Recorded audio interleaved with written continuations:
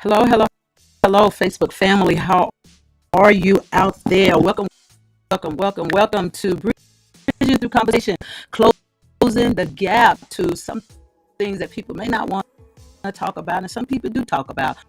But we're going to talk about tonight mental health matters. We talked last week about that part one. Now we're on part two. Before we get started, before I do the disclaimer, one of our guests is not going to be here. She had to work, so she's going to come on another night. So we're going to have her by herself another night, and that's Putin Koa. And let me give you this disclaimer because we don't know what people are going to say tonight. So we're just going to let you know that so we won't be liable for anything. So this platform discusses any and all information that is known to the public and that are opinions of the host and guests. We use resources that are unconventional and conventional. Bridging through conversations is in no way to be offensive to any persons, groups, or organizations. It creates open conversations needed to close gap in topics others may not be willing to discuss. The information is alleged to others, but are true to having open conversations. Okay, guys. So welcome. Hello, guys. How are you? Thank you guys for coming out. Share.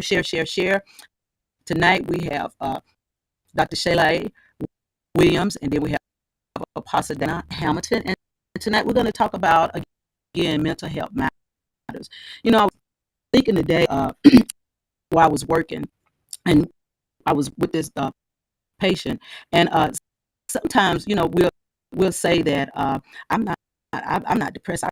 I'm not in that mental illness section, or I have never felt those kind of things. But I think I, I do believe that just about everybody has felt something when it comes down to mental health. And mental health is not something all the time where you have to take medication, right? So, um, so don't ever, think that you won't ever get in a situation like that. But always take care of yourself. My thing is to be selfish. Be selfish and always have self-care for yourself. Okay. So in saying that, I'm going to bring in our guest. Okay. This is Dr. Shay, and this is Dana. All righty. So we get ready to have us a great conversation tonight about mental health. Now, before I've talked about mental health before on one of my other lives that I do, Season and Beyond, Living Life to the Fullest, and it went pretty well, and I'm still talking about it because what I open up with some people feel like that they have never had any kind of mental issues, any kind of depression or anything like that, right? I was one of those that said that, that I'm good. Nothing wrong with me, I'll be, I'm all right, and I'm not in the category because in that category is it's a label attached to it, right? And I think that if we could get rid of those labels, I think that people will come out more and say that I'm having this problem, so they could get help or so they could get support from someone else that's having that same issue and know how to come out of it and be that guidance with you to bring you out of what you're going through. And again, it's not always a medication that you have to take to comfort that. Sometimes you just need to change your lifestyle and things. So just saying that and putting that out there, Dr. Shalay, I know that you made a big move. I mean, and when I looked at you, I was like, God, this girl is just going, for the guts going. She's not on a public. She's just being authentic about her life and who she's evolving into from what she was. Because sometimes we're in situations that we're not living for ourselves, we're living for someone else, and that will bring on mental illness and depression and stuff. And so, just tell us a little bit about what you did and what you went through. And a lot of people saw it, but I want you to. I really was going to pull that video and bring it over, and I should have done that. But go ahead and tell them about You it. welcome too. You welcome too. Hey everybody, Dr. S here. Thank you, Spirit Love, as always, for the opportunity to hang out with you and your folks. Um, yeah, so mental health, mental illness, mental all of the things are super exciting to me. And before I say a little bit about my journey, something that popped in my head, Spirit Love, when you were doing the introduction is if we look at mental health like we look at physical health, that will help to address a lot of this stigma. Because just like a person's physical health is on a continuum, the same way as our mental health. You know what I'm saying? Somebody could be perfectly healthy, somebody could have a cold, somebody could have the flu, somebody could have COVID, somebody could have it's all on the continuum of a little cough. Yeah. We're not ostracizing them, making them feel some kind of way because they have that. In the same way with mental health, somebody may be perfectly healthy, somebody might be a little sad, somebody might be dealing with depression, somebody might be bipolar, somebody might have schizophrenia. It's all on the continuum, and they all need to be treated with love and kindness because it could be one of us. We could be experiencing that at some Yeah. point. So don't be sitting out here with judgment because you never know when it might happen to you. So I just wanted to That's say that really quick before I forgot my thought. um, so with the introduction that you gave for me, yes, I almost 2 years ago now made the decision to do the big chop and shave off all of my hair for a couple of different reasons. One of which is I deal with alopecia, and so I was already dealing with hair loss. What made that more challenging, though, was dealing with uh, certain other things. I don't know how deep you want to go, Spirit Love. Certain other things that made me feel like I couldn't cut my hair off. I shouldn't shave my head. And as a part of that was dealing with depression, dealing with post-traumatic stress disorder, dealing with trauma. And it was just compounding on top of me because I couldn't talk about it. I couldn't express it. I couldn't Yeah. deal with it in a way that was healthy for me at the time. And so, um, 2 years ago, I just made a decision to be like, if it's not working for me, I don't want it. And so I'm divorcing all of the things, people, places, and things, hair too, whatever, whatever it is that needed to get rid of so I could be, as you said, authentically me, be the person who God made me to be, and to do that unashamedly uh, was my hope and desire. And I would like to think I'm walking that out 2 years later. Um, so yeah, I mean, I feel way better than I did messing Yeah. around with people. Oh, you're not gonna tell about the wedding dress, or you want to say that a little later? I can talk about the wedding dress. So, one of the things that I did as a part of divorcing all of the things is I did a wreck the dress photo shoot. So I am serious when I said I divorced people, including my ex-husband. And as a part of celebrating that divorce, which I know not everybody considers that a good thing, but I did. It was definitely part of my salvation, and of my mental health. I did a photo shoot where I had some friends and my son, and we wrecked my wedding dress. They put paint on it and just, all of this stuff to be like, you know what this represented, it doesn't represent anymore. And wrecking it represents freedom as opposed to the other way around. Yeah. When I saw that, I was like, first I thought you were just doing a design, right? Because the way Mhm. you was splashing the paint on there and stuff, I thought it was just like an art exhibit, right?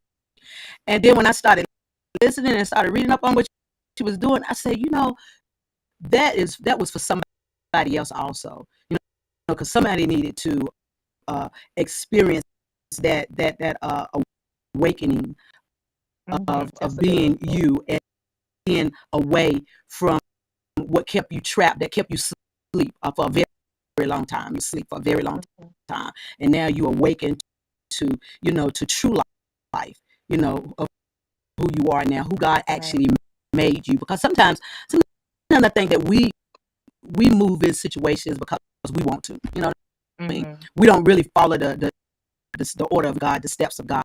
We do what we want to do, and then try to stay. But then that's when it start messing with our psyche.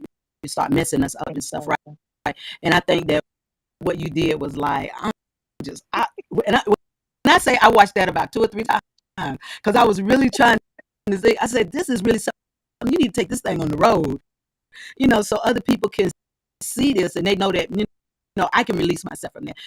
'Cause some people just, take that, their wedding dresses to Goodwill or something like that, right? Or either cut it up or something like that. But that was something, and we're gonna have to show that video to you so you'll know what we're talking about and stuff, because that was really good, and I thought that was a great example. And when I did my book, as when I did this, The Artist, I have one thing in there called The Artist, right? And when I did it, I thought about you. I was thinking about you when I did that particular poem in that book, because it really just made me think about, a lot of things. So Dang, going on with the from what Dr. Chalet said. So where would you fall in this situation? Well, I just sent you a message today. You sent me. Okay, Oh, you did. Yeah, you did. yeah. Okay, good. We haven't talked in a little while, Pastor Diane, but I'm still wild. Don't get me wrong. I still got a lot of energy, but God's really trying to steward so much and lead so much and having such a mission, if you will, over my life can be rather difficult to balance sometimes. And but one thing that I keep going back to is in 2020, excuse my voice, it's a little hoarse today, but in 2020, God healed me of trauma. I tell people all the time, it wasn't something that happened overnight, but I had to do some me and God working on with each other. And I had to remove myself from my career. I never thought I would have left my career, but my career, though I did very well in my career, it was bringing me down. It was zapping me dry. My whole life was that, but then my trauma too. And so, when I stepped away from it, I had a lot of healing to do, and it required me to, as much as I love people, we can't love people if we can't love ourselves. And we can't love people right if we can't accept who we fully are as a person. Right. And when God begins to heal us from the years, I'm telling you, it's like years and years and years of trauma that a lot of people go through. But when God begins to heal us of that, right? And it happens differently for everybody. Everybody has their own journey, right? But what I experienced was I finally got to the point where I did not care what people thought about me anymore. I was not a box. I was not trying to fit a label. I was not trying to fit a stigma. I was tired of people trying to put me on one. And I just knew that God said, you are unleashed. You are no longer bound to this world and whatever everybody else thinks or wants out of your life. I'm bringing you to your new. You will be brand new. And I didn't understand it all. When this happened, it was so supernatural. It took me by surprise. But I always tell people it didn't happen overnight. I worked that to get to that point. But when it came, and it came thick. And when I woke up the next day, I can't explain it, but the light bulb came on and everything was different. And got rid of clothes, gave everything away. Anything that didn't look like the new me, got to go. My haircut, I went into a mohawk. I'm sorry, I got this thing on tonight, but I cut my hair into a mohawk. It's still a mohawk, whatever kind of hawk it is. But anyway, I just cut my hair all the way off, shaved the sides, did the mohawk. And I'm not trying to be like anybody else. People always compare me to Pink and all this other stuff, but I'm really just trying to be me. I'm just going to be me. You know what I mean? And I got so tired of everybody trying to make me be everything else but me. It was almost like if you're a strong woman, you're this. If you look like that, you're this. Everybody wants to cram you in a box, right? Because Lord forbid you just be a strong woman with your own characteristics, your own charisma, your own person. You know what I mean? Lord forbid that you are a strong woman that is called to be a leader, called to be a voice. My voice is hoarse because I use it constantly. You know what I mean? And I'm learning as I grow in leadership. And I want to thank you, Pastor Diane, for believing in my leadership. Thank you for everything that you believed in over me. I think the world of you. You always bring peace to me, no matter what's going on in my life. Because, we don't quit going through things just because we're a leader. We don't quit, facing stuff just because we're a leader. You know what I mean? But as you get more responsibility, let me tell you, as you get more responsibility, more and more it will try to pull at your mind. And so you have to be at a place to where you have to figure out when you get to the place where everybody's pulling and tugging and pulling and tugging. And I'll be honest with you, today I literally had a conversation with my mother and I said, I'm just tired today. I'm just tired. And so I spoke to a few people today, but there's a video by Christy. Have you ever watched the Christy show? She says, I'm all peopled out. I'm just sitting here and I'm all peopled out. And today was one of those days. And people would say, oh, Lord, not the apostle that loves everybody. Yes, I do love everybody. And I give all the time. But sometimes we have to give to ourselves. And I've had to learn my whole life. I gave and gave and gave and did. And I still do that. But I did not know how to find a balance. And I'm learning how to find my balance, right? Because if my mental's messed up, I can't help nobody. If I don't love myself, I can't help nobody. If people start getting on my nerves, I probably need to take a rest break because it probably won't even be their fault, but I might get a little frustrated, because in the people business, you deal with all types and all kinds of people that have all kinds of different things. And just like Doctor said, I'll be honest with you, I think everybody's dealing with something. Everybody's dealing with something. I don't care what it is. OCD, ADD, ADHD, bipolar depression. At this point, if you wasn't dealing with anything before 2020, you're probably dealing with something now. So if we're just being honest, and I'm not without flaw. So like one of my things I know for a fact, now I'm not diagnosed and I don't really claim all that really, but I mean, God helps me, right? And everybody has their own way. Not against medication, not against people going to the doctor. I believe in all that. But for me, sometimes I got to get still with God. Like, God needs you to talk to me for a minute. But I can become a little ADHD. I don't mean to. But as a minister, I'm trying to balance so many hats. I work full time. I'm ministering.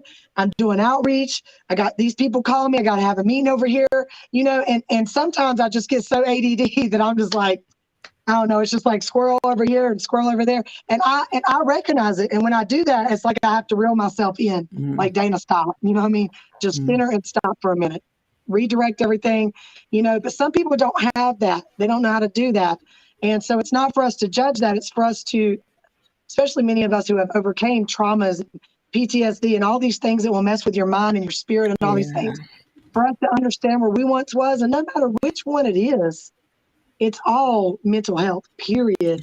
And some have more severe forms than others, but nobody's above or beneath anybody.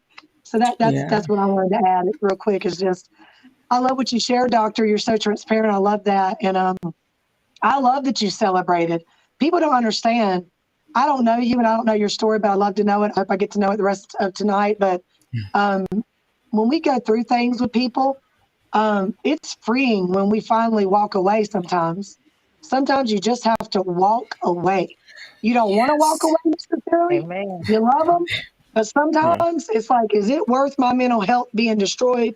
No. You know what I mean? Just no. That part. So That I part. salute you. I salute you.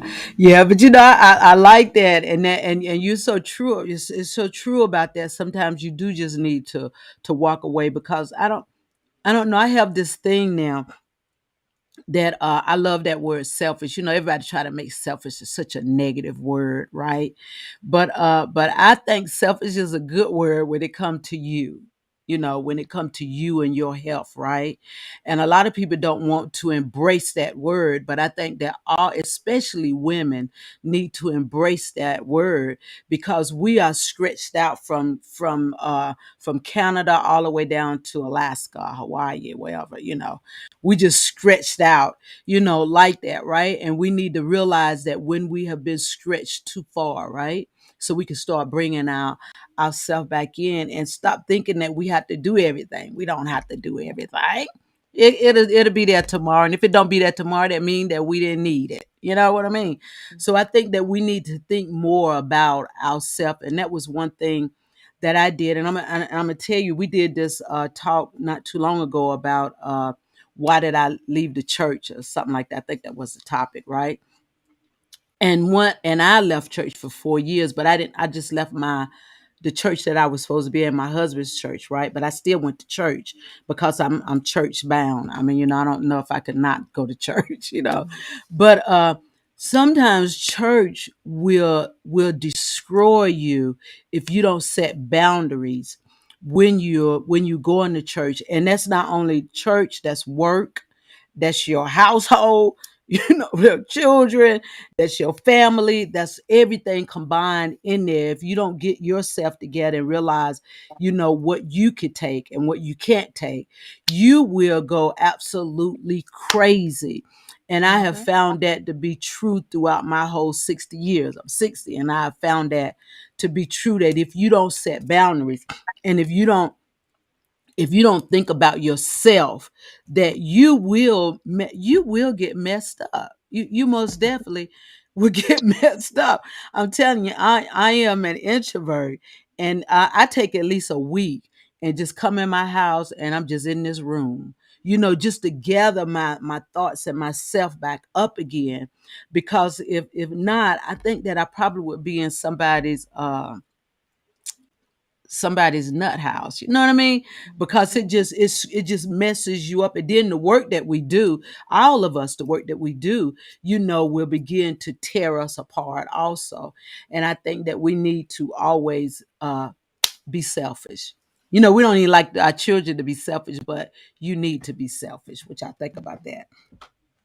Pastor Diane, can I just say, you know, um, we also need a team of people around us, um, whether it's family or leaders, other leaders, to be willing to take a stand for us. And just hear me on this, because a lot of times it's hard to find other leaders that we can trust and that we can vent to and talk to. But I'm thankful for my mother. My mother is a straight shooter. She's a straight baller. Like, she loves everybody too, but she'll tell you just like it is. And now I'm a little bit better at the way I word things sometimes. She don't really have a filter. She'll just say it. But sometimes I need that, and I've witnessed her just in the past couple of days. Um, it's nothing for me to wake up and my inbox be full, and I've got voicemails, and I've got work things that I've got to deal with at my workplace, because I wish I was a big roller, big shot like that. But ministry's not always like that. Most of the time it's not. Some people have mega churches, and more power to them. But when you're starting from the ground up, every cent counts, every moment counts. You're having to work hard. I told everybody yesterday, you got it. There's physical labor and there's spiritual labor. And when those intersect in a healthy place, that's when change occurs. But it's both. But then it's got to be in a healthy place. And so Had to be in a we're healthy trying to place. create a healthy place here, but I have to also keep myself healthy. And so keep my mind clear so I can think about next steps, so I can be that Nehemiah that's like, okay, we need to go here, and we need to build that, and we need to do this like this. And I Mhm. can't even think when I've got so many people pulling at me all the time. Now, don't get me wrong. I love everybody, and I'm going to get back to you eventually. But some people really do. They put too much pressure on leaders, and then we get called selfish when we just don't respond right then, or when we might have to take a day. And I think people have got to understand that that word you're saying, it's not a bad word. What you're saying is we've got to take time for ourselves. And a lot of people, God could put all these tremendous callings on your life and everything. And it's a beautiful thing.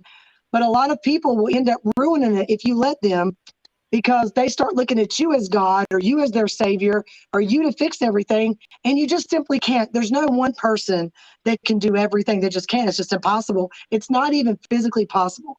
And it's certainly not spiritually possible. So, I always tell people, I'm here to point you to the same God that I search and seek out. I'm here to point you to the same revelation. I'm here to point you to the same healing that I've received. I'm here to point you to the same to the same resources that I had to seek out. Mhm. And sometimes I'm not even the one to point you to it.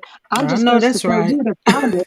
I'm just supposed to tell Yeah. you to find the resources. Everybody Right. sometimes wants to ask us, well, what did you do? And how'd you do? Sometimes my response really needs to be, and it is sometimes, look, I love you, but you need to figure that out. You need to search that out, because if someone's always helping you, you won't, if you don't put the work in, you won't get the outcome. You know what I mean? Mhm. So you got to put the work in to get the outcome. We're in it for the outcome, not the income.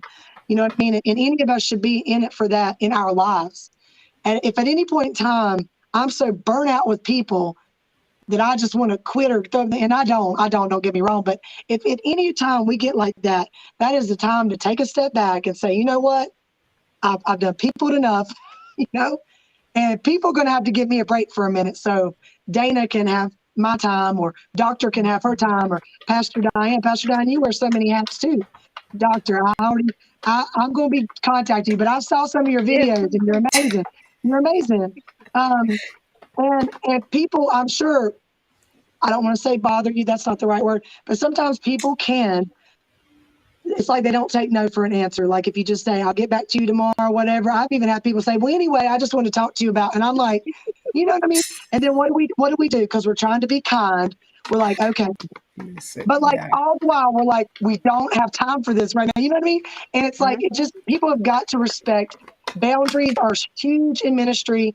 Everybody cannot be in your inner circle. Everybody cannot be in your inner space. Everybody cannot be in your bedroom. Everybody better not be in your bedroom. Everybody cannot be in your living room. Some people have to be on the front porch, period. You love them, but they do not have access to you past the front porch, period. Amen. So I just want to thank you for that, because when you sent that to me earlier today and I received that, and I thought, you know, she is so right, because you said it's okay to be a little selfish sometimes. And that is so right. So thank you for being who you are. Just thank you for that. That is, I'm gonna just pick up where Apostle preached all the stuff down. No, doctor, you teaching us. Come on, teach us, doctor. Listen, Teach us. no, I'm like, look, I'm there, I'm taking notes. I got notes. But- so I mean, so much has been said, and as it relates to mental health, like again, everything is not a diagnosis. Everything is not in the DSM-4. You being overwhelmed relates to your mental health. You not feeling like you have time for yourself relates to your mental health. You know, feeling like people in your bedroom when I'm trying to keep you on the street, that relates to your mental health. And so, Spirit Love, when you talk about being selfish, I love how you are reframing that. I love how you are giving that a new meaning in a way that is healthy, and many of us should probably take heed to, because boundaries are important. Having balance, Apostle said that having balance is important. When we started this conversation, when Apostle started talking, the thing that popped in my head was the airplane example. You know, when you get on the airplane and they're talking you through the safety instructions, which most of us tune out, right? Because we're like, oh, we know ain't nothing gonna happen. But they say, you know, if something does happen and we lose air pressure in this cabin, parents, adults, you put the oxygen mask on yourself first, and then you put it on the kid. Because while you're trying to fumble and put it on the kid, you're gonna lose consciousness. So you have got to take care of yourself. You have got to be selfish. Come on. Come First. on. That is So so that you powerful. can help the other people. And the same holds true in life. We cannot help everybody, number one. We can't help everybody. And those we can help, we can only help well when we do what we need to do for ourselves. And so listen, I'm here for it. I am here for no. Just say no. I am here for I'll do it later. I'm here for I'll call you back. I'm here for I can't do that right now. I'm here for all of that, because guess what? Y'all not gonna put me in the grave. That's what you're not gonna do. That right there. So all, you know, so some of this mental health stuff we can avoid, and we can help alleviate when we do have that balance, when we do create those boundaries, when we are selfish, and it's okay. It's okay. To whoever is listening, the three of us give you permission to tell them people to leave you alone, put your phone on do not disturb, and take some time for yourself. It's okay. It's all right. You still saved. Jesus still love you. It's all right. That's my Girl, soapbox here, love. I will. girl, you man. I like. You know what? I like that. I like that part. Yeah, you still saved. If you don't come to church that Sunday, you still saved. Still You say still Jesus is saved. okay. Jesus is still on the main line for you. It's all right. Woo! It's it's all right. And you know what? That really needed to be said also because we always think that it's good. I'm not saying. I always like to tell people, I'm not saying don't go to church. I am not saying that. I am not saying that because I've been in church all my life. And when I'm not, when I do miss a Sunday, it's like something is missing. A piece of my clothes are missing.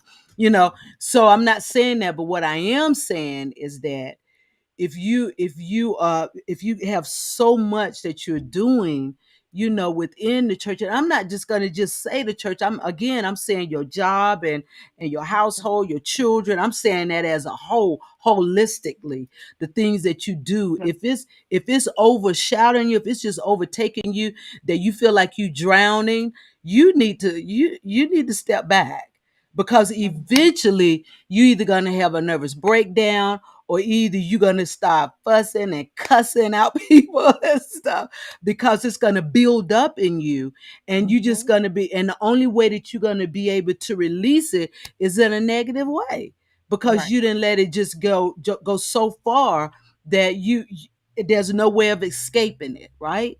And you just gonna say some things probably that you really wanted to say in the beginning before you got you got overloaded, right? So the best thing to do is just go and just take care of yourself. Just take care of yourself. And I'm not a stranger with that. Like taking care of myself. I'm really not a stranger with that. But you really do, because even especially after what we just came through with this COVID thing, like Dana said, if you say that you're not dealing with something, you're not being honest. You're Amen. really not being honest. You're not being honest, because we went through purity Hades, 19, the end of 2019 until what, 22, as a matter of fact, right? So you had to have gone through something. And the thing is, did you take care of yourself after the effect? Did you actually take care of yourself? I did. Amen. I most definitely did. I'm just gonna be honest. You have to take care of yourself, because then what happened is that it trickled down to your family. Have y'all ever experienced that? That you feeling all of this crazy emotions and stuff, and then it start bouncing off of your children, or either whoever else is around you, it start bouncing off on them. Y'all ever experienced something like that? Mhm. Yeah, definitely. I mean, whoever's in your house is going to be impacted by what you're dealing with, whether that's good or bad. So yeah, if you are not, taking care of yourself, I say all the time, the Lord, I get the most nuggets between the relationship between me and my son. And when I am stressed out, overwhelmed, he is the person who has in the past bore the brunt of that, because he's closest to me. We're in the house together all the time.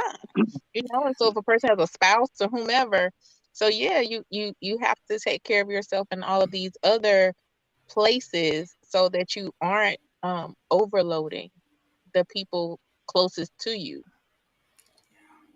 Yeah. And have somebody that you can, I'm so thankful. I mention my mother a lot. I'm not married. I don't have children. Um, Not because I didn't ever want children. I just couldn't have children. And I'm not married. Um, but my mom is like my best friend, and I do talk to her about things. But even with her, y'all know how it is. Even with her, I don't always say everything that I'm going through or whatever, because I'm not, people can be fickle, people can be ugly, all this. And I'm not trying to get my mom, and I say my mom, and it's an interesting life to be a minister with not having a helpmate. You know what I mean? Not having somebody by your side to help you. So I do rely on my mother a lot to jump in there and help. She's a minister, and she's over domestic violence ministry for this outreach organization. And Um, but you know, I love the fact that our family members, it's like a two-edged sword. So sometimes they take the brunt, but sometimes we really need, maybe not in your case with your son, but like if you have a mother or a spouse or whomever, that you can just talk to and be transparent because, you know, sometimes, let's just be honest, we get frustrated. Sometimes somebody might make us angry. And even though we can't go tell the whole world about it because we're not going to do that, we're not going to be messy. I don't gossip and we're not doing that. You know what I mean? I'm not about that life. But, you know, I have to thank her sometimes because on my very worst days, between she and my best friend, sometimes they'll just say, you need to talk, don't you? And I'm like, yes. You know what I mean? And sometimes it's just good to be able to get that out. Now, me and God handle most things on our own. You know what I mean? Just me and God. You know, I have a really good relationship with God, I feel like. And I really spend a lot of time with God and downtime by myself when I can. But sometimes you just need to bounce it off somebody. Like, am I overreacting? Is there something in me that I need to change? You know, and then lots of times, you know, and I always ask for the truth. My mother would tell me the straight up truth. She'll tell me if I'm being wrong or whatever, but my best friend will too. But you got to find somebody that will tell you the truth and say, you know, you a little out of line, or no, they really are wrong. And I'm here for you. You know, we'll work through it together. So I think it's good to have those people in your life because without a support system, I don't care what you're doing in life, without a support system, anybody, whether you already have mental illness or you don't, but you could if you don't have a support system. You know, many people in life try to carry things on their own. I talked to a young man earlier who said, pray for me because I'm really dealing with suicidal thoughts. You know, and I told him, I said, you can't carry this by yourself. You've got to reach out. Because I would have never known that. He said, well, that's why I'm talking to you now. And I said, but you've got to reach out before it gets to this point. Reach out when you already start to feel some kind of way, period. And we gotta break the stigmas, especially in men. Like women, we're we're more emotional people, beings by nature. We don't even mean to be, we just are.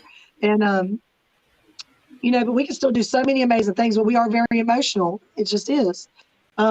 Men are not so much, and men will internalize. And I deal with a lot of men.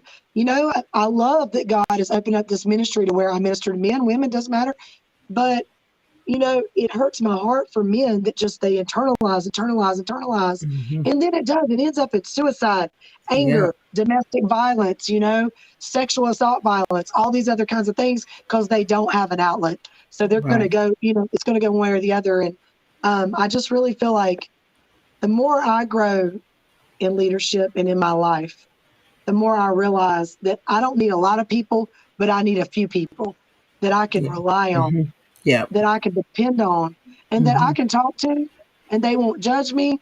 They ain't gonna go tell on me. They ain't gonna go tell somebody how I feel. You know, you won't believe Dana had a bad day. You won't believe that. You know what I mean? Like we have bad days. You know what I mean? And sometimes people think we're invincible and we're not. You know. And people's words do hurt. People's actions do hurt. They will tear you down if you're not. I'm serious. They will tear you down if you're not strong. And even if you are strong, I say this all the time. I am strong, right? In my own way, right?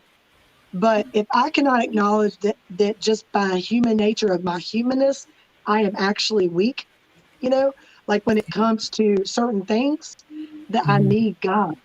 And not only do I need God, but I do need a few good women or men in my life, you know, like that movie, a few good men, but I need a few good people in my life, women or men.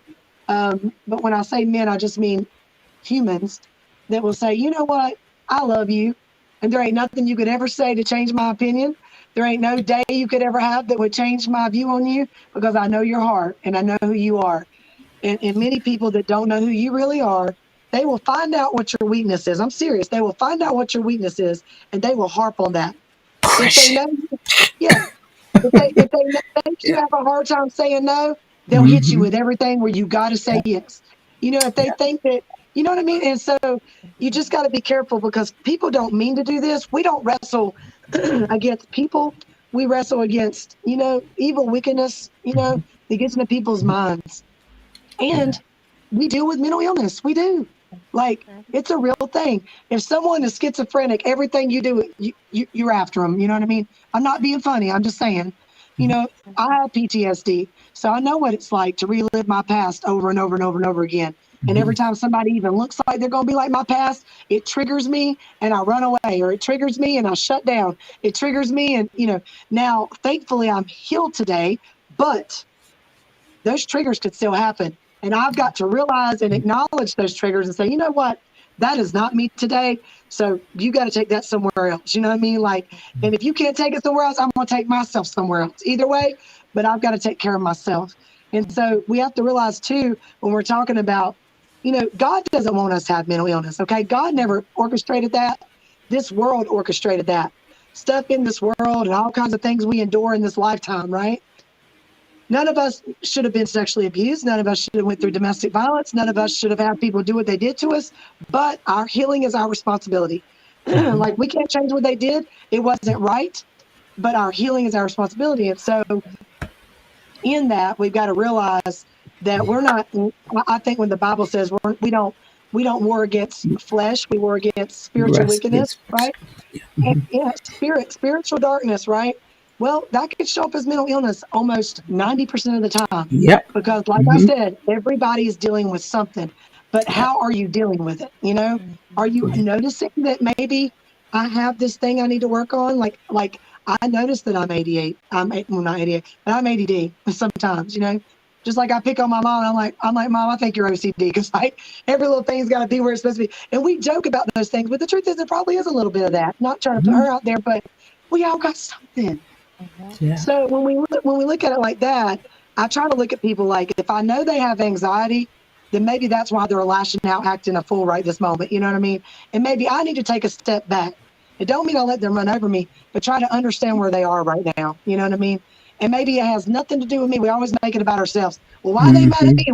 Maybe it ain't even got nothing to do with you. Maybe they are just having a bad day, and don't let it affect you. Just move on. You know what I mean? Do what you got to do, handle it, and move on. But nobody just pops out the womb saying, I think I want to be an evil person. You know what I mean? Like, nobody inherently just, wants to be bad, but things in this life change our mental clarity, and we begin to act out in different ways, and life becomes too much. And next thing you know, we're warring against each other, and we don't even know why we're fighting. We're like, why am I even fighting you? Why am I even mad? You know, and you'll never know that if you're not willing to take a look at yourself, because it's like this, and I'm going to stop right here.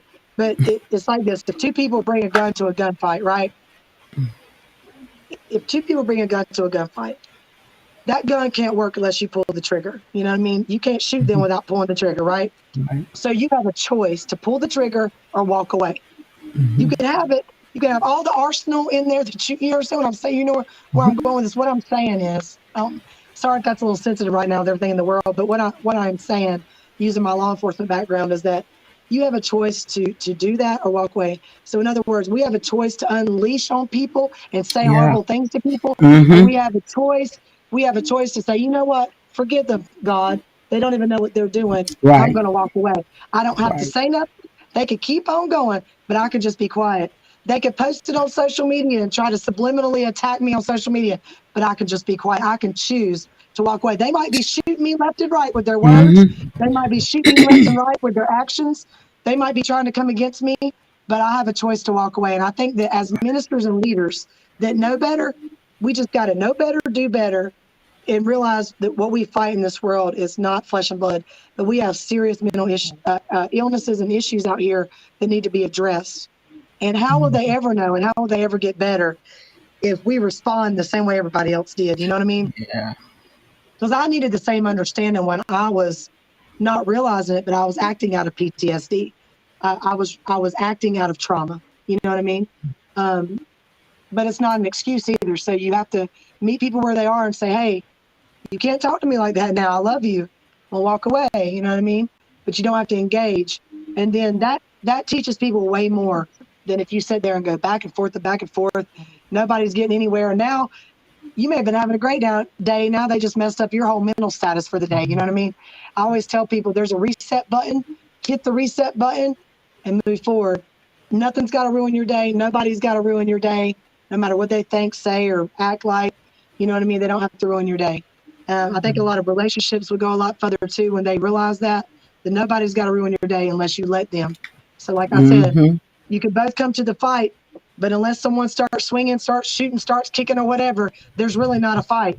So we got to just choose sometimes to walk away and protect ourselves, right? Without harming the other person. Do no harm and just walk away sometimes. You know what I mean? It's true. And it's the hardest thing to do because sometimes you just want to be like, let me tell you something, you know? But, and it's okay to stand your ground, but sometimes standing your ground in silence says way more because they don't get the reaction that they wanted. And it might even make them think about where they are in their life and you know, how they're functioning as a human being in that moment. You know what I mean? So. Did you want to back that up? You want to say something, Dr. Yeah. Slay? No, again, so good.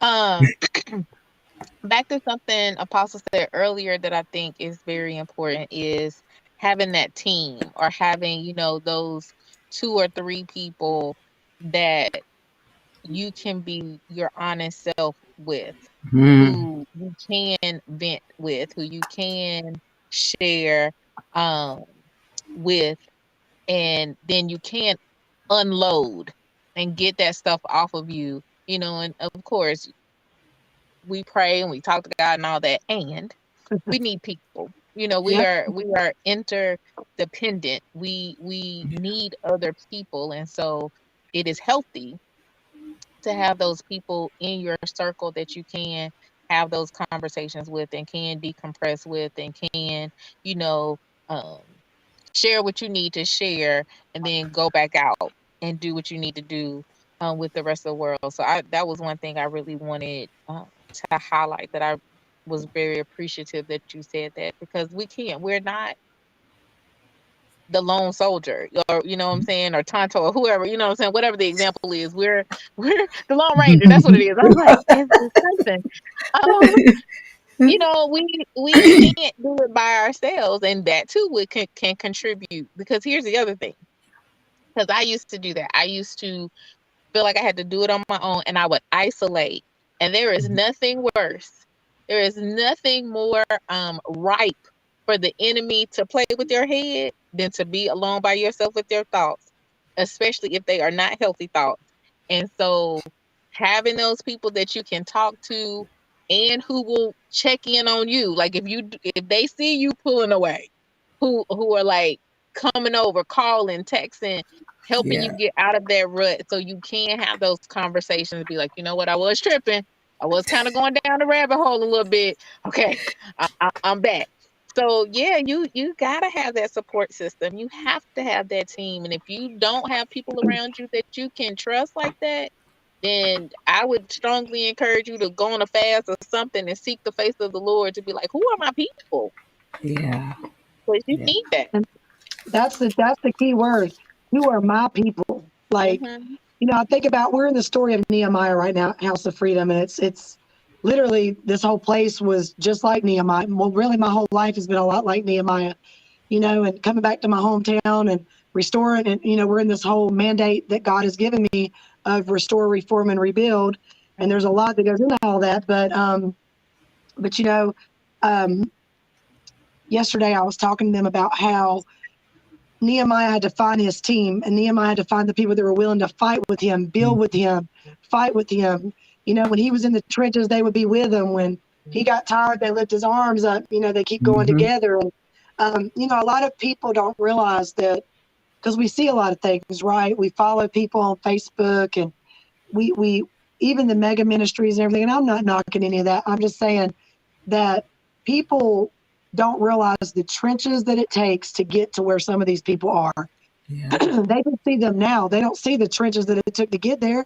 They don't see the building process, And to be honest, God has really just changed me in so many ways that, God is really leading me in an organic way of building ministry and doing it differently and doing it brand new, resetting, and all these things. And when you're doing it that way, it's a little harder at first because we're building from the ground up. Like, I didn't come in here with the team. Like, I'm building as I go. And, God will send and God will remove. And God will send and God will remove. And that's just what God does. But it's important that when not just a leader, anybody looks to their left and their right, that they feel like they have a support, in whatever endeavors they are doing in their life, whether they're going to school and getting their doctorate, or whether they're building a church, or whether they're building a ministry. Doesn't matter what you're doing. You need somebody, and several usually around you, that take on different roles to help you, to say, you know what, I got this for you, and I'm going to help you. I know people that are trying to get their masters and doctorates and stuff right now. And doctor, you know all about this, I'm sure, but it takes every moment almost out of your day. You're going to school and you're doing this and you're studying and all this stuff.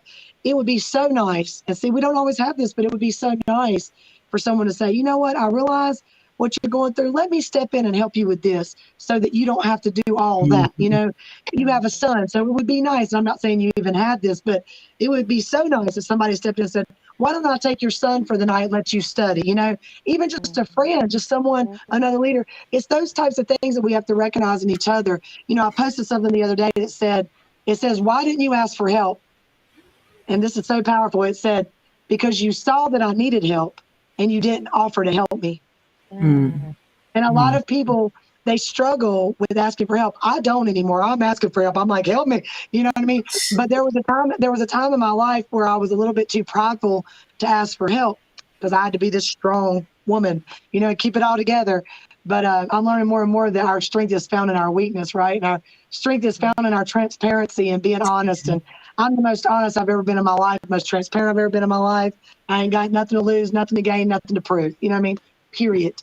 And the moment that it starts becoming about me or a title or being this or being that, I'd step away from all of it anyway and sit down. That's just me. I don't ever want that. I'm not looking for that. But I will tell you, there was a time where I did not know how to ask for help. And, but it's so true. Some people really need a little bit of help, even with their mental and all this stuff. And if you recognize those things, step in and help that person. If they're overwhelmed, step in and help them. I mean, Pastor Diane, you help your husband, everything at the church, this and that, whatever.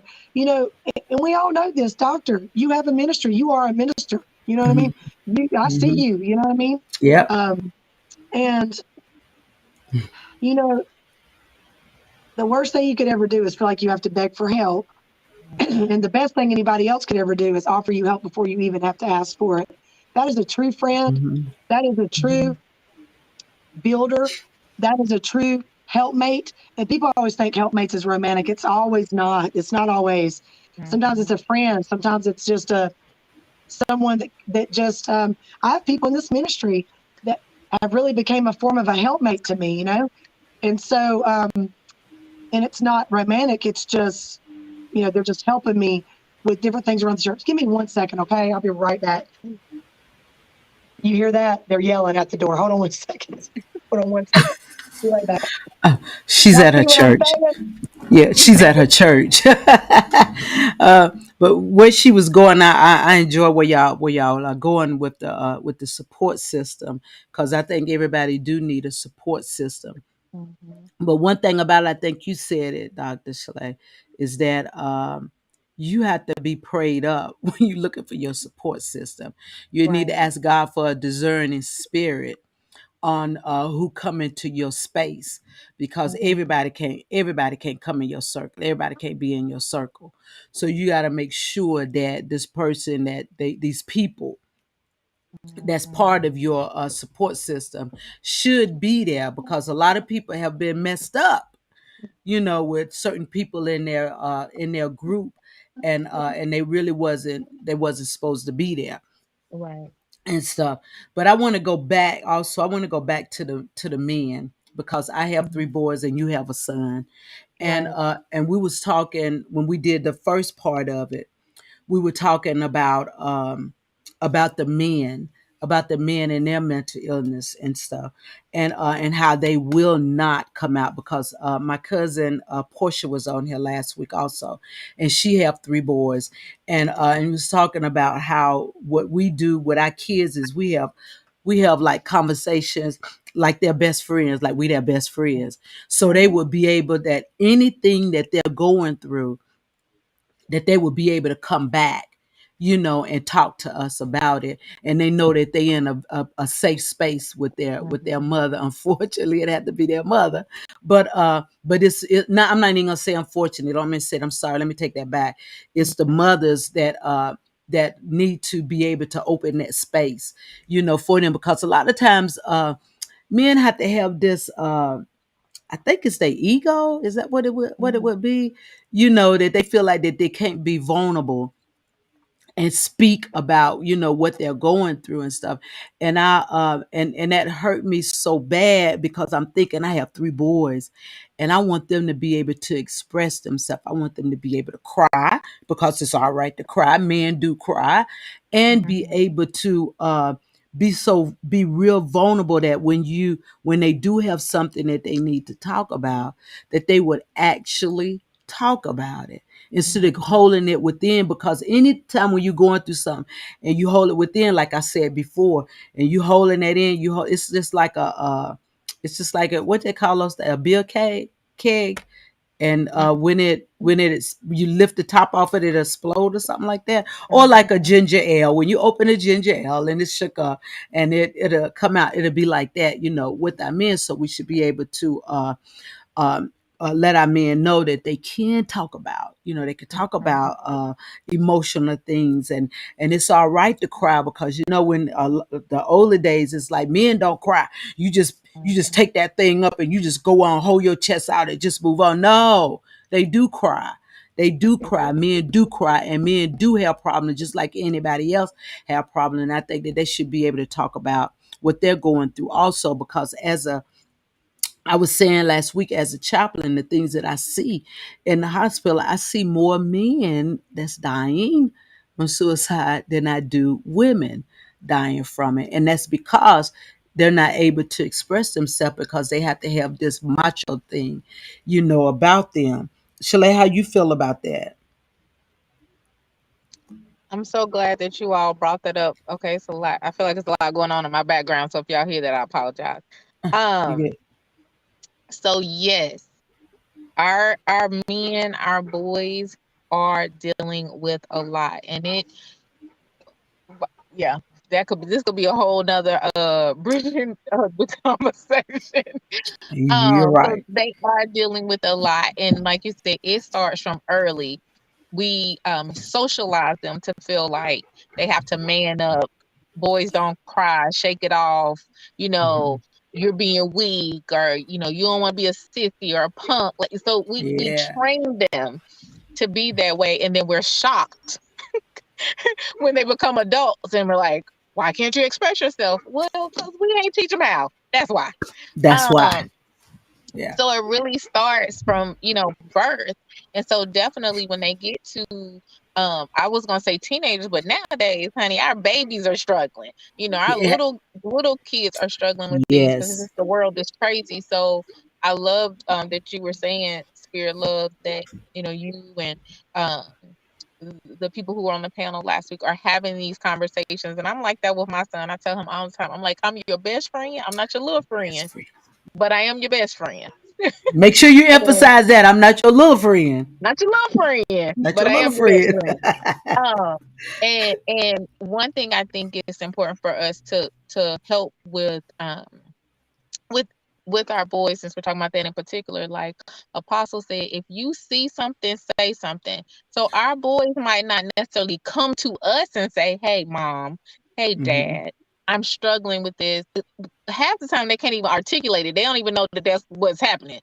So if we see it, like, to say to them, "Hey, what's going on? How's," like, so when I talk to my son, I'll be like, "How are you feeling?" His automatic response is, "I don't know." And so I say, well, if that was me, I would feel sad. Or if that happened to Hmm. me, I would feel frustrated. Like, I give him the words. And then he's like, Hmm. yeah, yeah, that's how I feel. Because if I just wait on him, I'll never know. So, the same with our grown men. How you feeling? I'm good. Are you really? Because if that happened to me on my job, I would be mad as heck. Or Yeah. if some, well, you know what? Yeah, I am. I am kind of. okay, let's talk about it. So sometimes we just Yeah. have to give them the words Right. and the space to have those conversations and let them know again, it's okay. It's okay if you cry. It's okay if you Yeah. know, are hurt by that. It's okay if you're angry and you want to cut. I am the queen of saying, feel your feelings. Feel them. They're Feel your yours. feelings. Feel They your belong to feelings. We are you. That's human. right. We are That's human. right. My mama used to say all the time, and I didn't get it then, and I understand now. She used to say stuff like, "People are so heavenly bound, they're no earthly good," and I was confused because I was like, "Well, aren't we supposed to be heavenly bound? We supposed to be super spiritual? What do That you is mean?" so But now good. I get it. Now I get it. So Yeah. I ain't say Yeah. I am saved all the time, but I ain't saved all the time. Uh, I get upset too. I want to cuss right. people out too. I have feelings too. And our men have feelings too. Let some people feel them Right. feelings Yeah. and help them have those conversations so that they aren't getting to the place of, like Apostle said, I'm by myself. I don't feel like I have anybody to talk to. If I do talk to them, they making me sound like I'm some kind of way. So I feel like the only way I can handle this is not be here. And Right. for them not be here is death. And Yeah. that's permanent. they, Hmm. they don't understand this ain't a video game. You don't get another life. You're not popping back. So No. if you make a decision to go that route, that's the end of it. And so, giving them that space and place to have those conversations, whatever it may be about, whatever they're feeling, whatever nothing should be off limits. They should, whoever it Nothing. is, should be That's able to right. come to us and talk to us about anything. And I tell Right. my students, because I teach social work students, upcoming social work students, I said social workers should be the best poker players. And I believe that's true for ministry as well. We should Yeah. be the best poker players because whatever you say, I should be like, okay, let's talk more about that. Let's talk more Because about it. if I respond crazy, then you automatically gonna shut down. If I'm like, Mm-hmm. oh my God, what? Yeah. Really? Okay. I am so glad you shared that with me. Mm-hmm. Let's talk more about, let's explore that. Let's listen, whatever your statement is. But yes, for our men, give them that space to have those conversations about whatever it is that they need to talk about. And if they don't have the words, help them, give them the words and continue those conversations. Right. Now I like that, but to all that's listening out there in Facebook, YouTube, wherever, Twitter, whoever, start talking to your boys when they can understand what you're saying. And even when they don't understand you, Hmm. start talking to them at 2 years old, at 1 year old. Just begin to start talking to them. That's what I did with my boys. I just started talking to them, letting them know, hugging them, because letting them know how much I love them and talk to them and I think I was a counselor ever since my oldest son was 2 years old, because I Hmm. did basically the same thing what you said. When anything happened, I went into a full conversation with them. I mean, I was just like, it was just like we was writing a book, because I wanted to Hmm. know step by step everything. Like my youngest son, when he was going to school, if anything happened in school, and this is for somebody out here, if anything happened to him in school, I did it with the other two also, but the youngest one, he liked to talk a whole lot. We would start having a conversation when I would pick him up from school. And if something happened, I said, well, just, okay, tell me about it. And I just let him talk. I just let him talk, just talk, just talk. And then if he would ever like stop a little bit, I say, well, then how did you feel about that? I would just keep going, basically like what you said. I would just keep going, and until he sometimes he would bust out and start crying. Sometimes he Hmm. would say, like you say, well, that did. I don't think that was fair. It would just go on and on and on. And I, I recommend everybody to just talk to your children, male and female. Just talk to your children. If you just talk to them, sometimes you don't have to say a word. They'll start talking, and eventually they're going to tell you what's wrong with them if you just start talking. But you have to begin to train them. You have to train them from the beginning. You got to train them. And when you start training them, then you won't have to worry about, hopefully, you won't have to worry about that, because then you still gotta keep it up, because even my kids are adults. And like you say, I call my sons and I say, how you doing? And then you could tell by their voice if Mhm. something is wrong. And then when you say, well, what happened? And then you just keep going. You just keep going with it. Because nowadays, kids have they have access to too many things Too to much. get into. It is too much out there for our children that can bring on mental illness, right? So the best thing to do is have a conversation, with your children. Have a conversation with your neighbor's child. If they want to talk to you, have a conversation with them. Just make sure that you're having a conversation with these children out here, because our children are our future. We need our children. We're getting old and we need our children. So we need to make sure that they're healthy. And I'm just a stickling for children. I just, because like I say, they're our future, and we got to make sure that they're very well taken care of, because again, they don't have we didn't have half of the stuff. We had this much of the stuff that they have right now. I'm just going to be honest. But they have a whole world of stuff, and we need to make sure that that we're keeping them in a safe place and things. So guys, I thank you all so very much for coming out for this talk. You're gonna have to come back again, and I'm gonna try to bring. I want all of you guys to come on so we can have a great conversation about life in general, right? Just because just because of what's going on in this world, because there's so many things that's going on in this world that we need to have a conversation about. The other week I was having a conversation about this woke thing. I was talking to my husband the other day, and I laugh a lot too about that. And that's causing a lot of mental illness to a lot of upset people, and causing a lot of problems about, okay, I don't know what to do now. I don't know which way to go. I don't, I mean, it's just causing such an uproar, right? And when I was coming up, I always just thought, I just wish that people would just start thinking for themselves. Nobody's thinking for themselves. Everybody's listening to everything, but you're not critically thinking, for yourself, right? But I think that that this woke thing and all this other stuff that's going around in the world, that people need to begin to speak out more about it, so that people can be more educated, because woke to me is being educated. I don't see nowhere else where woke could be, because woke is like, I have awakened now, right? And now I'm not thinking the way that I used to think now, because I'm more educated on this particular thing, right? I mean, I could be wrong. What you guys think? I don't know. Which woke are you talking about, Spirit Love? Which woke you want to talk about? How many wokes is it? Because girl, if it's more than one woke, So here, I so am just going. here's the thing. Lord knows I don't know all of the things. So my understanding is, when the term woke first came out, it was like people who are, like you said, who are aware. They are learning about things that they didn't know.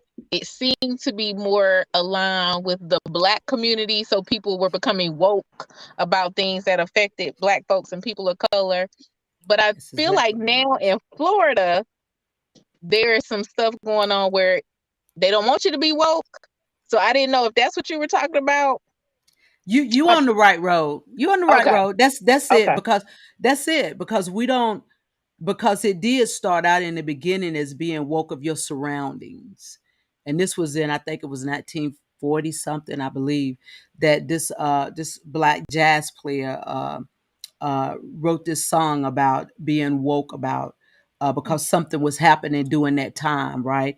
And the thing is that you need to be aware of your surrounding. You need to be aware of what's going on in the world. So basically, that's what it is. But we've turned it around into something else, and it's really uh, beginning to be a thing that's messing with the mind of the children and things, or the young adults and things like that. So I think that's still in the same area of mental illness, when you really think about it, it's still in the line of mental illness, because now you're trying to take from me, and now I'm trying to figure out what direction I should be going in and things. So yeah, so we're gonna have a conversation about that one day also.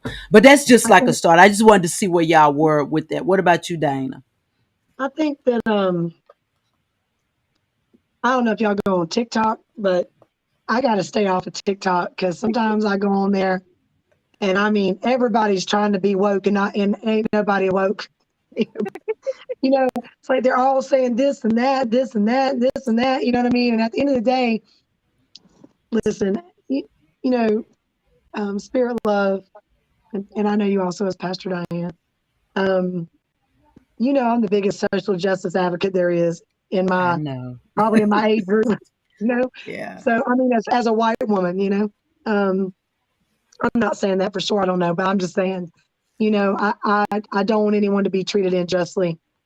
I am woke to the things that go on in this country and in our communities, and you know, there is a certain amount of wokeness that we need to have, but there are some extremists too, where you know they're creating so many ideologies, and well, maybe it's this and it's that and it's this and it's that. You know, we even get to talking about the end times, you know, and man, it just goes to so many different levels. But um, you know, we could all sit here and have a whole conversation for 2 hours about the end times and then what we think it is, what we think it's not, all this stuff. But like I tell everybody, I'm like, get outside of what everybody else is telling you to believe or think and ask God to wake you. Waken me, God, show me Amen. what it is. That And right then there. just maybe we could quit sitting behind computer screens and social media. Now, don't get me wrong, I do have a presence on social media, but it's not like I'm on social media all day. So I get on Mhm. social media, I get off, I go do things in my community, I help those that are less fortunate. You know, I stay busy. Um, I stay busy doing the active work of social justice. You know, and I think we get to a point. I hope I'm making sense right now, but I think we get to a point to where we're listening to what everybody else is saying and forming opinions based on what everybody else is saying.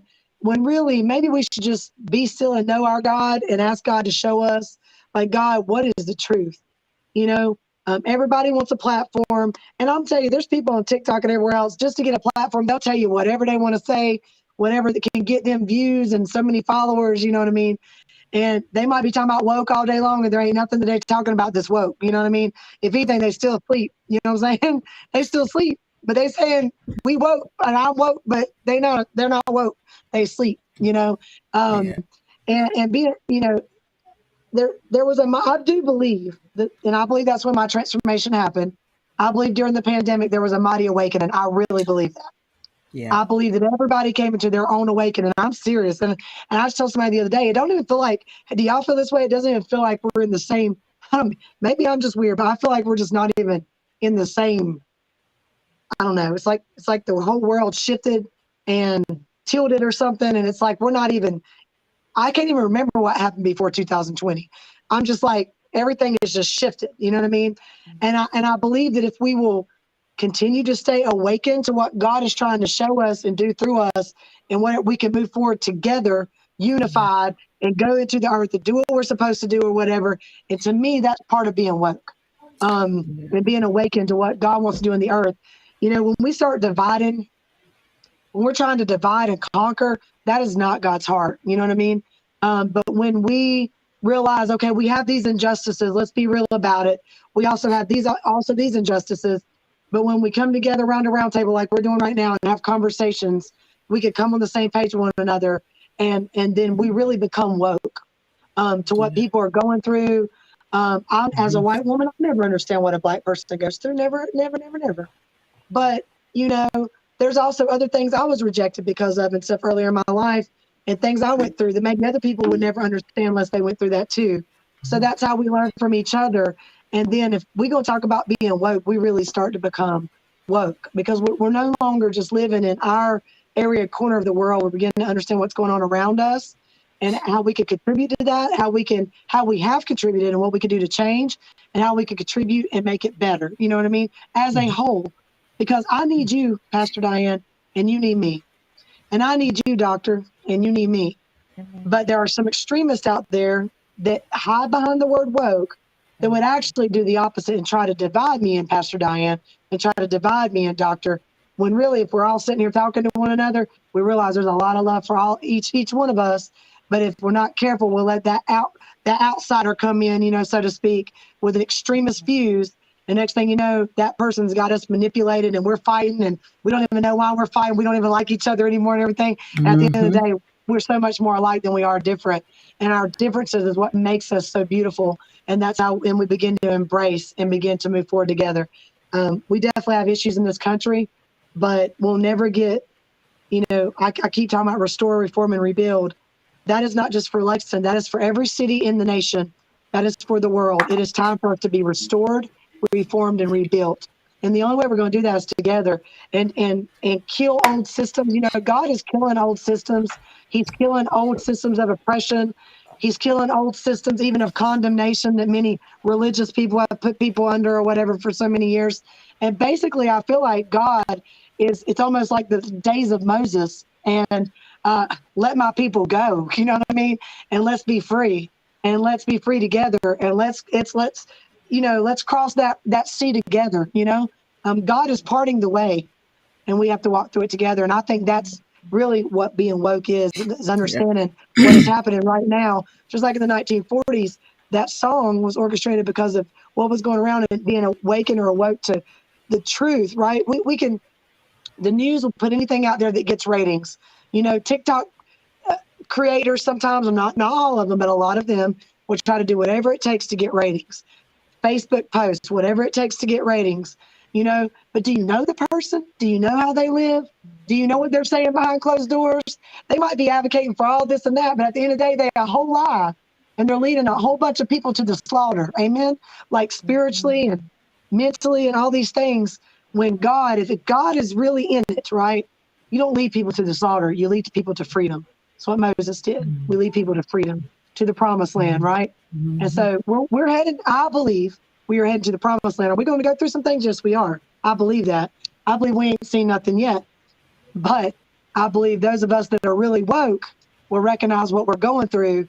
And like I said earlier, we're not fighting each other. We're fighting darkness in this world. And when we're really woke to that, and we use our mind and not our emotions, we use our mind and not just what we're listening to, but ask God to speak to our spirit, then we can begin to say, no, I'm sorry. I love you and everything, but what you talk about, that ain't woke. You know what I mean? I'm gonna have to go with what God's saying and what true being woke is. There's so many agendas in this world right now. And I always tell people I'm not a person of agenda. I am a person on a mission with a mandate by God with no agenda except for to love everybody. Love God, love my neighbor as myself. Amen. That is the commandment. And if we stand behind that, we'll be woke all day long. But the moment that we get outside of those three things, that's when we'll realize that we might be behind facades of being woke, but it's not really being woke at all. So, amen. Yeah, amen, and that's true. Both of you said the things, but yeah, but I just wanted to touch on that because it's part of mental illness also because of what's going on within this woke thing. And both of you guys said something that I thought about. John 17. I always have to bring the scripture out. John 17 is the prayer of Jesus prayed this prayer for the people and for the disciples. And I thought about that thing, and it says, and I thought about love. Love has everything to do with unity, right? And there's no way that you can have unity, no way, without love. And in those scriptures, Jesus prayed for the disciples, and he prayed for even the ones that don't even believe, hadn't even heard the word yet. He prayed for those people, right? That they will have a love like him and his father has with each other, right? And basically that's what we should be looking for as a whole, even with the mental illness thing, with everything that's going on in the world, that we should have a love that nothing can come between, because nothing was able to come between the love of Jesus and his father. And he desires for us to have that same love, which brings unity. And with that said, guys, thank you so very much. for coming out and sharing sharing your life and being vulnerable, um, with being able to speak your truth about mental illness and to help somebody, that's out there. Because as you know, vulnerability is a strength. It's never a weakness. It is most Amen. definitely a strength. And guys, I'm going to call on you again, okay? Because we're going to do some more stuff. I just want to let you know, I let the other ladies know that I'm working on a retreat. And I know, Dr. Slay, you always doing something. I'm coming to your state. I really am. On. Unless you thinking about coming back to Charlotte. One of the two. If you're thinking about coming back to Charlotte, I'll wait. Come back If to you But come to Charlotte. Come Cleveland, back I'll to come to Charlotte. Charlotte. Come back to Charlotte. We need you in Charlotte. Come on, girl. I love Doctor. I love this woman. I'm okay. serious.